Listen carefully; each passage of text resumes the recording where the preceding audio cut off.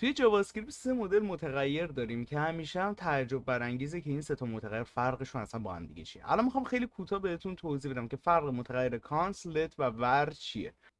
الان من یه دونه متغیر کانست ساختم و میخوام اینو ازش خروجی بگیرم. اگه بگم کنسول دات لاگ متغیر A و بیام پایین فایل رو اجرا بکنم، مسلما به من مقدار 10 رو خروجی میده. حالا من در یک حرکتی تهاجمی میخوام A رو مساوی 20 قرار بدم. دوباره میام فایل رو اجرا میکنم، الان یه رو بامزه میگیرم، میگه آقا متغیر نوع کانست رو نمیتونی تغییر بدی مقدارش رو. خب حالا من میگم اوکی، من میام یه دونه دیگه از این متغیر میسازم به همون اسم، یعنی میگم کانست A مساوی است با 20 مثلا. دوباره این دفعه خود VS کد ارور بهم میده، میگه آقا متغیر کانست رو نمیتونی تغییر بدی، حواست کجاست؟ پس یه نکته ای که متغیر کانست داره اینه که اصلا من نمیتونم توش تغییر ایجاد کنم، نه توی مقدارش، نمیتونم به همون اسم دوباره بسازم. متغیر لت چی میگه؟ میگه آقا این بی مساوی است با 10 که داری رو من الان میتونم بگم بی مساوی است با 15، درسته؟ اگر بیام کنسول دات لاگ کنم برای من چه مقدار رو خروجی میده؟ اگر دوباره فایل رو اجرا کنم 15 رو خروجی میده.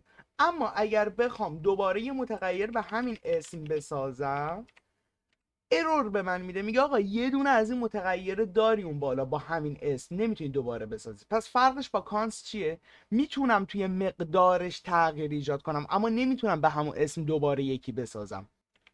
اما متغیر ور هیچ کدوم این داستان نداره، من میتونم به همون اسم یه دونه دیگه بسازم و با یه مقدار جدید مثلا بیام کنسول لاگش کنم، وقتی برم توی ترمینال اجرا بکنم به من 13 رو خروجی میده. یا میتونم حتی توی مقدار همون قبلی بیام تغییر ایجاد کنم، مثلا میگم برابر 6. الان دوباره وقتی کنسول لاگ میکنم مقدار 6 رو به من خروجی میده. پس فرقشون توی این سه مورده. کانست نمیتونید تغییری توش ایجاد کنید، نمیتونید دوباره اسمی به همون اسم یه دونه دیگه ازش ایجاد کنید. لت نمیتونین به همون اسم دوباره ازش بسازین اما میتونین تغییری ایجاد کنین.